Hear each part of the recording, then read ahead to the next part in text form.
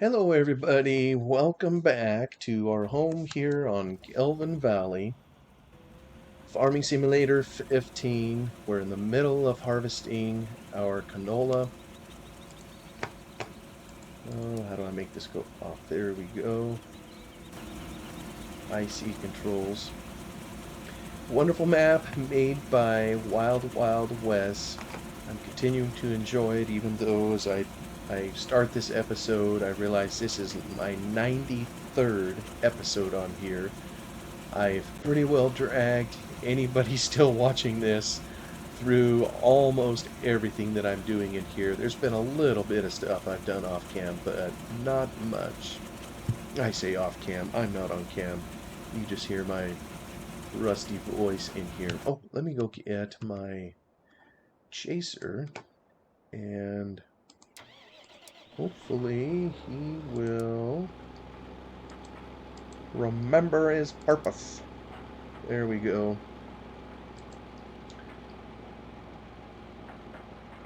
Yeah, you know what I think? Yeah, it's not showing the help menu.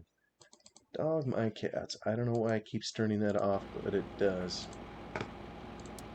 So we'll head him back out to the field. I think we are getting through the work quicker than we did back when we were using a smaller header.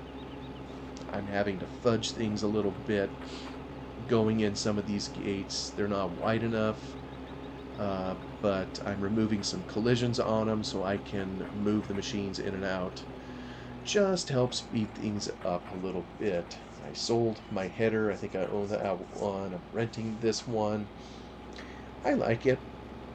We're getting through it a little bit quicker. You know what? I probably should zip back to the combine and make sure it isn't hanging up on anything. Oh, he's doing good.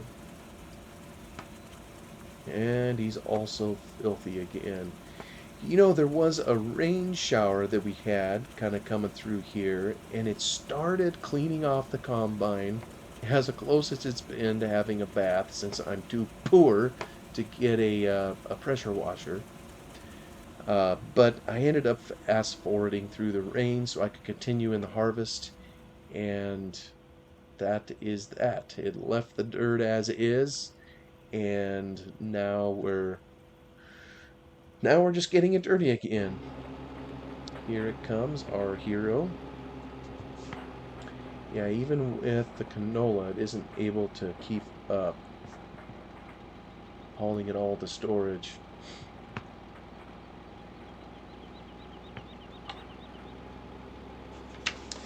You know, the last episode I was in here, oh, I mean, how many different things have we talked about beyond Farming Sim? I try to tend to business in here, but, you know, you gotta think of something to talk about. I've always liked it when YouTubers talk in their videos versus just showing what they're doing on the farm. So, I was trying to think of what to talk about today, and I was reminded of an incident that happened, was this just yesterday? Maybe it was the same day that I had jury duty. Jury duty, I think, was yesterday, and, you know, so I think oh, you silly guy.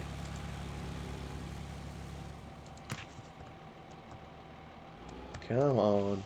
I thought I removed collisions on that. Maybe I didn't. Maybe I should have removed it in the map so he can sneak in the gate. I think that's why a lot of mappers remove a lot of collisions on their fences, you know, in anticipation of course play.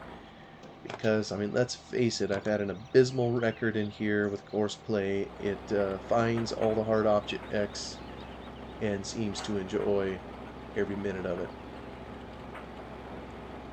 But anyway, I got done with my jury duty yesterday, did my civic duty, came back to the office middle of the day to continue working there, and late afternoon, probably an hour before typical quitting time, so 4 o'clock-ish or whatever, I started smelling just a little bit of smoke.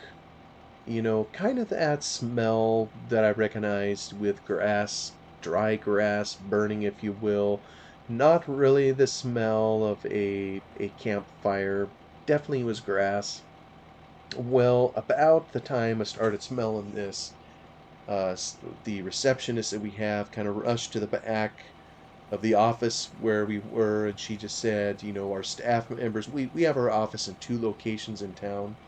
The management team is kind of in one location, and our staff is in another, in two office suites. They're not that far apart. It's just a very short walk between them, not even 100 yards, 100 meters.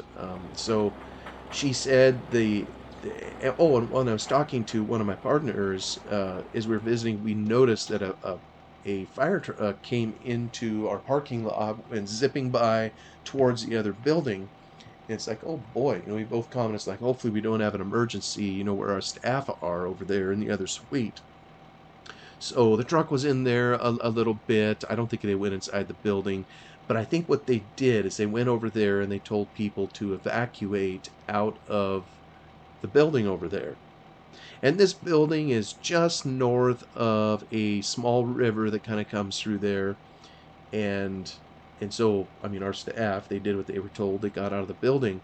And apparently they could see that south of the building, on the other side of this little river, there was a fire. It was kind of in the grass, and flames were shooting. I think they could even see them from the building, shooting up pretty high. So fire department was called. They came over to deal with it, and maybe they were worried, they didn't want to have to deal with people in this building over here in case the building came and caught fire. And these buildings are brick, but buildings burn, so I get it. Although in this case here, it seemed more cautious than necessary, because I think I've mentioned before, the summers in this area are pretty dry, so there was dry grass for it to burn, but there was a river there, and so we have lush green trees. There was lots of green foliage. I would think, plus they had the river to go over, so it would have been pretty hard for that fire to go all the way up to the building, which was probably 100 yards to the north. Plus, the prevailing wind tends to be from the north in the summer anyhow. So I really don't think the building was a risk. But what do I know? I'm not a fireman. I better go to the combine. Well, I'm jibber jabbering here. Yeah, that's what I was thinking. He's gonna have trouble with at the air tree. Oh boy, that's a weird reflection.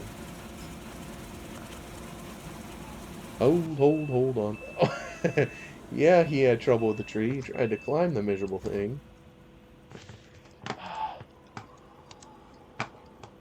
There. Maybe it's time to send him on down around the island. Part of me wonders if I should just cut the trees out of here and take it all over his field, but I don't know. I kind of like the island ambiance. Gives the field character. Let's see if we can hire this going around, and we'll see if he actually can make it. I know with this wider header, he's had a little more trouble when he's on auto combine, because he tends to cut the corners a little bit, so I may end up putting his header in that tree trunk down there, but we shall find out. Yeah, see, he's kind of... Oh, no. What are you pausing for? Oh, get out of the tree. Yeah, see, he cuts the corner a little bit. I'm not sure why. Probably just the algorithms on how the auto combine works. We'll try to slink along here and do the job for him. There we go. In case you can't tell, I love this little hillside combine, even though it's filthy. I just love it. I think it's perfectly designed for a map like this with all the hills on it. This is exactly what you would need in a place like this if you were harvesting grains. Yep, can't make that one either. So we'll try to help him out.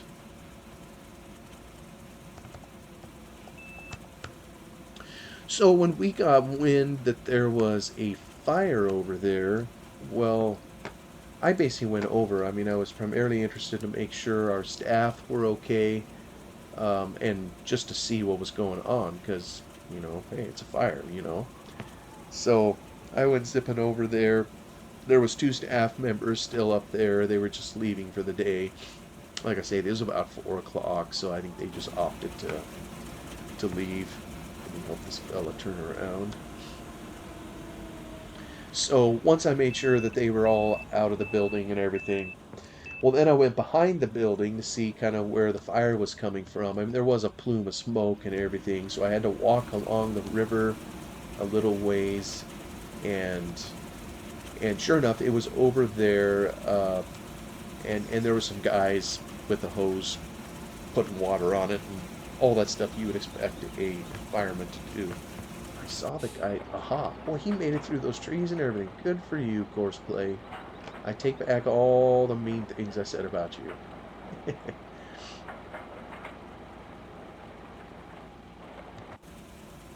back to our combine, make sure it behaves. I'm pretty sure Courseplay. Well, Now, Courseplay, I don't understand why you would turn uphill. You're going to turn to the right and try to climb the fence. Good grief. The outlets. Oh, just amazing. You like that fence? You like? Oh my goodness. At least with this, I can do this little move and... Oh, except that's not the move I wanted to do. I put it at the wrong spot. Let me put it here. There we go. Hopefully I didn't screw too many things up. Yeah, it stuck the weight through the fence. I think what tricks it out is it's this curve in the field, so it wants to come over here and then it'll come downhill, but it gets tricked out by these trees and everything, so I maybe need to extend this further into the middle of the field so that it aims at something a little bit different. Maybe. Don't know. It's going to hit this, then it'll turn. Yay, yay, go forth and conquer, lad. So anyway, like I've been describing, this fire, went over to see it, and as it turns out, I don't know who started the fire. I maybe shouldn't blame them because I don't really know. But come on, I mean, let's just say that along this river is a homeless encampment, a group of people that live back in there, multiple people. The fire was right exactly on one of the locations where some of these people live or have lived, and probably not going to live there anymore. Frankly, I think the fire was a good thing, not so much so that it destroyed whoever stuff it was, but, and this is kind of what I want to talk about. I don't want to make it political or anything like that. It's more just a sharing of my heart of something that just kind of bothers me because I can't hardly see a way that it's going to be ever fixed. And maybe it's a state that I live in, the politics here, I don't know. But it's one of those things. I mean, I've lived on this planet 48 years, and I don't know of anybody that's ever been able to fix this.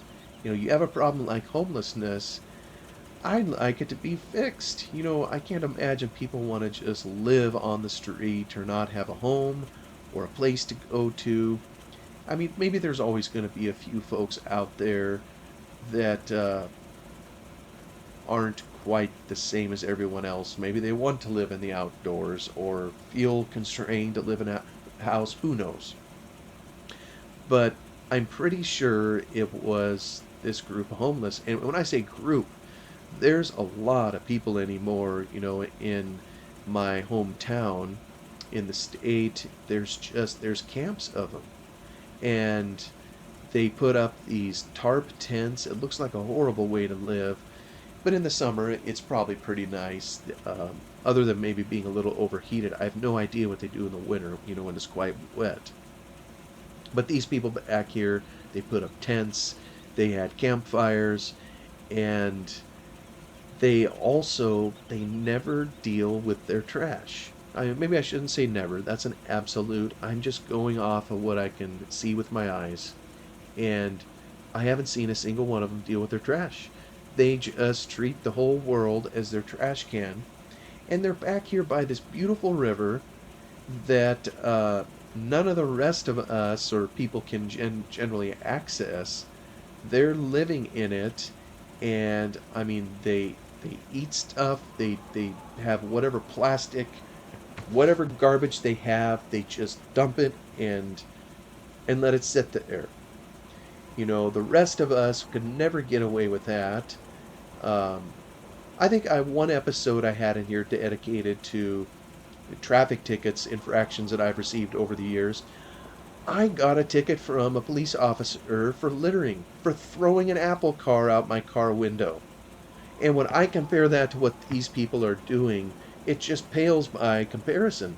You know, they're leaving plastic, they're leaving, a lot of these people are on drugs, there's needles, there's all kinds of nasty stuff going on back there, and they're leaving it all on the ground, and it's defiling, you know, the area, and nobody does anything about it. And some may say, well, I'm being insensitive. I'm trying not to be insensitive. I know there's some that are down and out. I don't mean to be just ragging on the poor.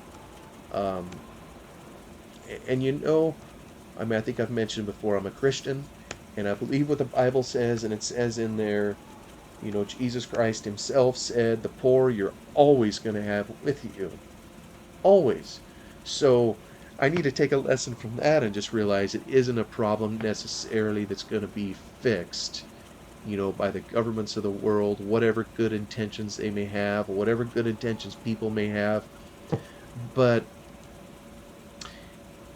they just squat and live on public and other people's property as if they own it, and the police don't do anything, the landowners can't really do anything. Um, Sometimes they're obnoxious. You know, this is around the place where we conduct business. We have employees. I'm concerned about their safety. We have customers that come around. I'm concerned for them also. You know, like I say, we're trying to conduct business here. I don't want them heckled by these people. And, you know, a lot of times they will come in, they will use our facilities. You know, I'm sure out in the wild you don't have a place for niceties like taking showers regularly, that kind of thing. So a lot of them will come in and use our restrooms. Our particular building has a shower in it in the bottom. I think building management has now closed the shower because these people were going in there and abusing it.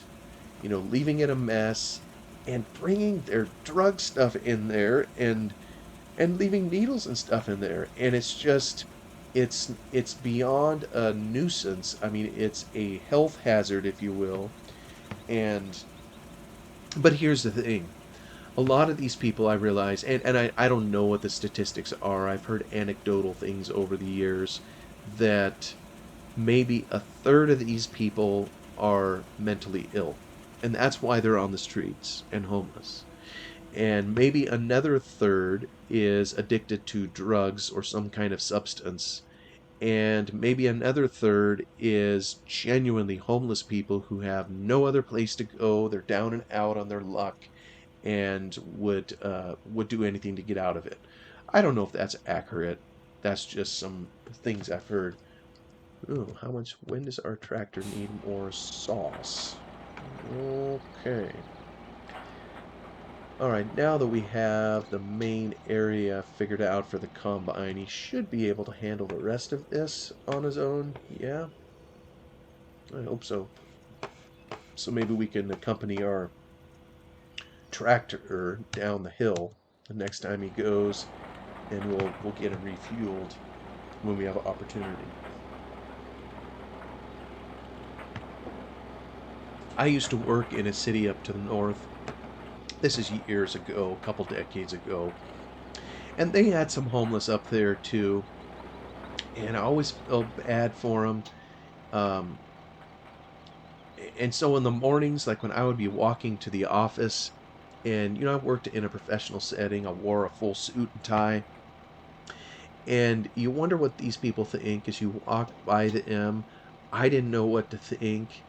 If someone chooses to be in that situation, well, then he should be happy where he is, and I should be happy where I am. No harm, no foul.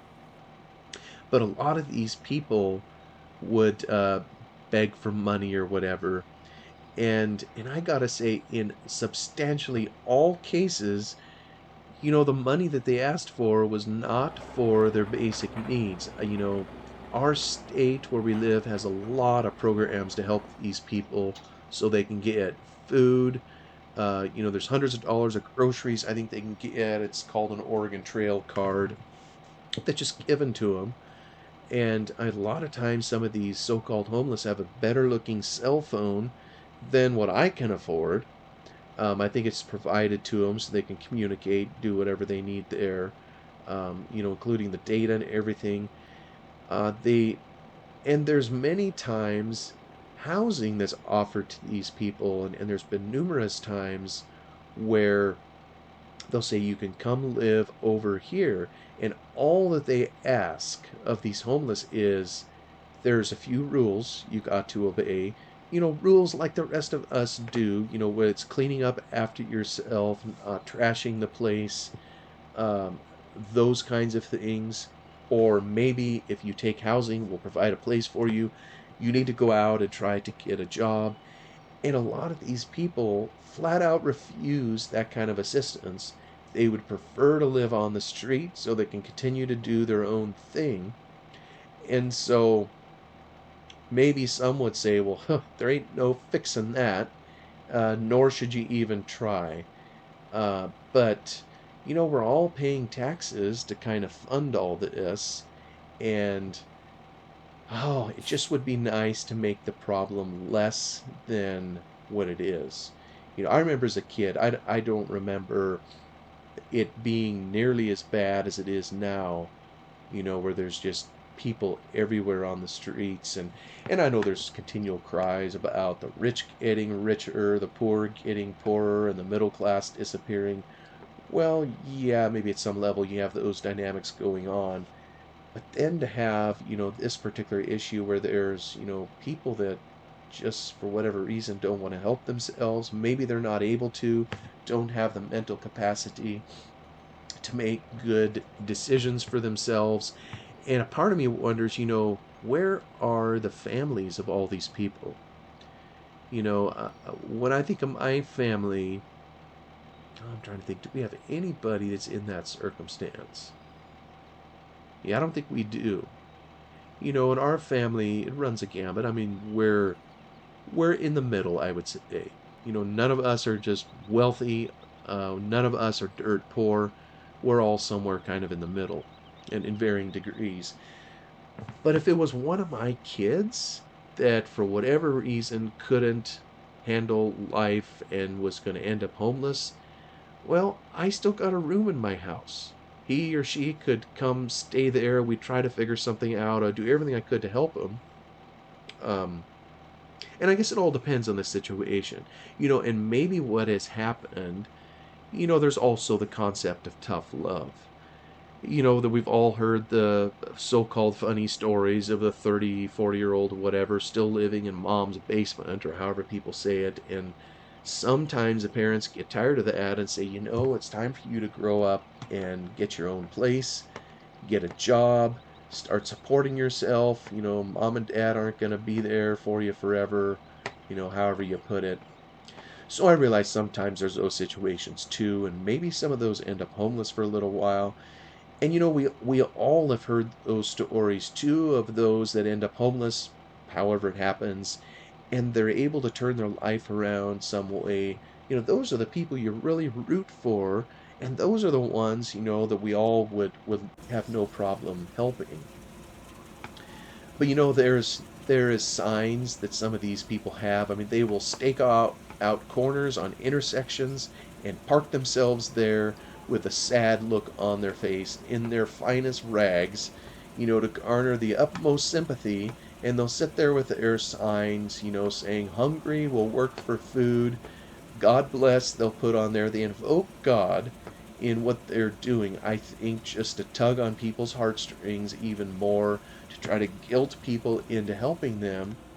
And I have an aunt and uncle one time that observed somebody that was doing this, and it must have been, can you move, please?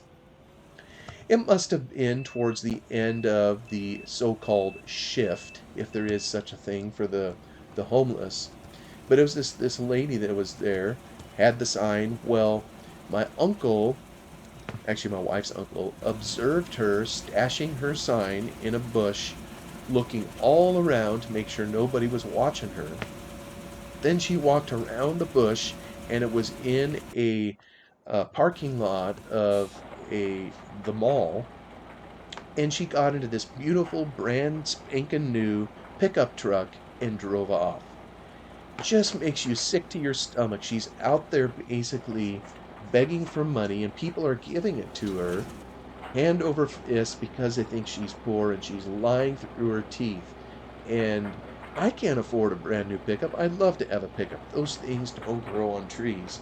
And here this lady receives all this money, probably tax free, because people are duped into giving. And people have generous hearts. It's hard to drive by people that are doing that and not to feel compassion. I mean, you don't know which cases are real, which ones aren't. A lot of times you'll see they'll be out there with their family. I saw a couple cases like that, something down and out, and so they'll drag their kids out. It's for the children, anything to try to induce a tear-jerker, garner sympathy.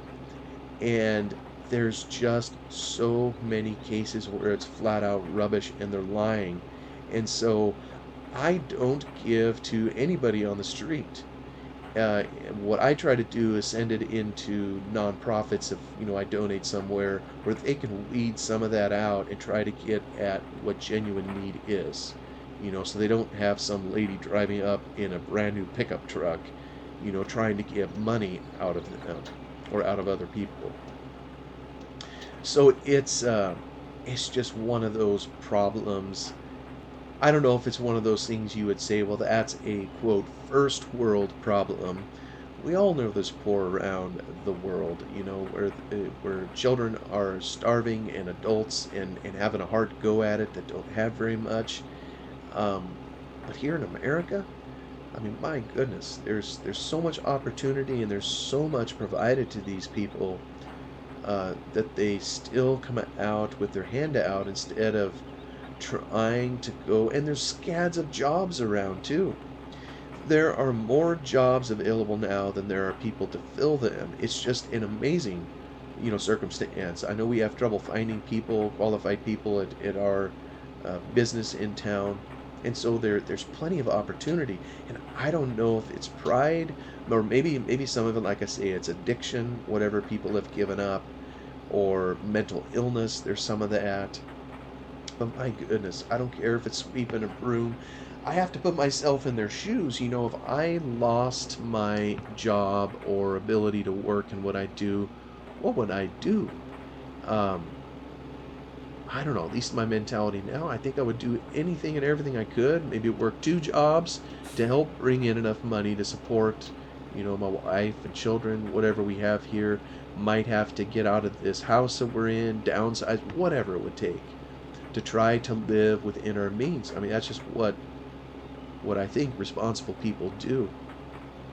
But like I mentioned a little bit ago, some of the signs that the homeless will use, or these so-called homeless, these people that are begging, hungry will work for food. Well, that's a bunch of bunk. I knew someone else who stopped by, and he had some work to do. So he told one of these guys, he said, well, if you come with me, I have some yard work or whatever it was that you can do. And you know what the guy told him?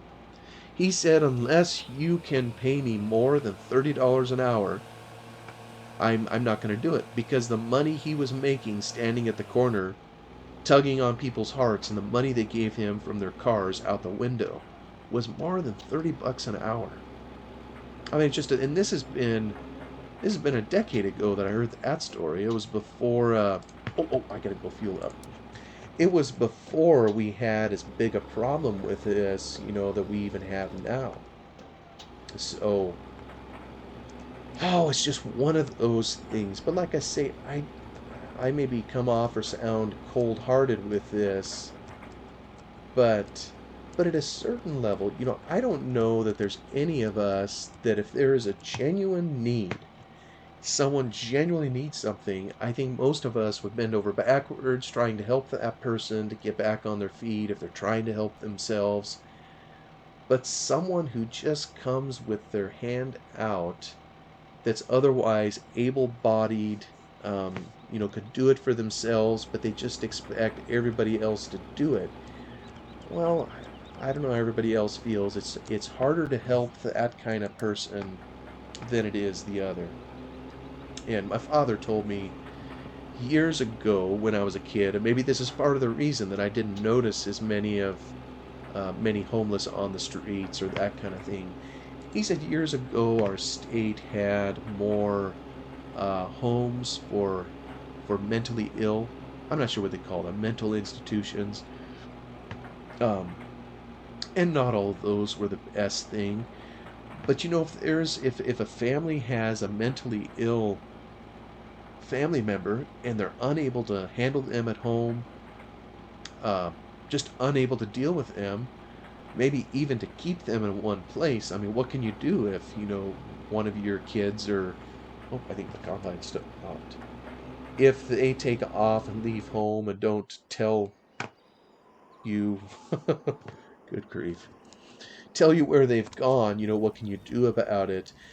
But back in the day, and I have vague memories of this as a kid, the state started closing a lot of these places, and they started doing, I think, what they called mainlining some of these kids. I say kids, I think it was others, trying to get them into work programs, trying to get them more mainlined in society. I remember in school there was a number of well, I'll just say handy capable folks that were brought in and tried to mainline them with and I mean, is mainline the term? Maybe it's mainstream. um, Now maybe there's varying degrees of success.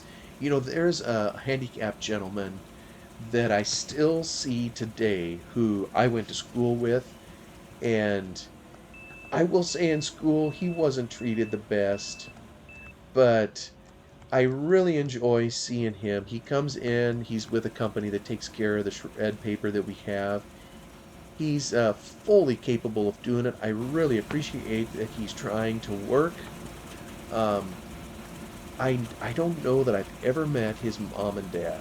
One of these days I'd like to talk to him and ask if I can someday meet his parents, because I think whoever they are, they must be some amazing people, because they must have worked with him to ensure their son, being limited in whatever capacity he had, to make sure he didn't end up on the street. And so, I mean, bravo to them for doing that. But I mean, a lot of these folks, I mean, maybe they're just broken families they come from that aren't able to help. I just don't know what the situation is. So that's kind of my topic for today. It's not really a fun topic, but how do you solve this? I guess I just throw it out there. I tend to lean pretty conservative in my politics, and you talk to a conservative, they got one idea. You talk to a liberal, someone on the left, they got their ideas of what should be done. Nothing really seems to be working or fixing the issue. It only seems to be getting worse. And maybe there's always going to be the issue. It just seems like it wouldn't need to be as bad as it is now. So I don't know if it's time for some tough love for some of these people. Maybe we need to rebuild some of these institutions and put our money into those as a society to kind of help some of these people out. I just don't know. What do you all think? I'd be interested if anybody ever watches this as to what your ideas are, genuine ideas to do this, to help homelessness. Because, like I say, I throw my hands up. It seems like so many things have tried, and nothing's ever really worked. But maybe you all have the answer. Maybe it isn't as bad in other nations. I just don't know. I'm an ignorant American, and I haven't traveled that much even here, so I only know things that are fairly local to me here. But I see, according to the clock, I've already gone way over my half-hour allotment, so I think I'm going to call the episode there. Thank you so much for stopping by to watch. I hope it doesn't feel like I've just been ranting here. It's just something that's been on my heart, and it's kind of frustrating. So you all have a wonderful day, and I will catch you in the next episode. Goodbye for now.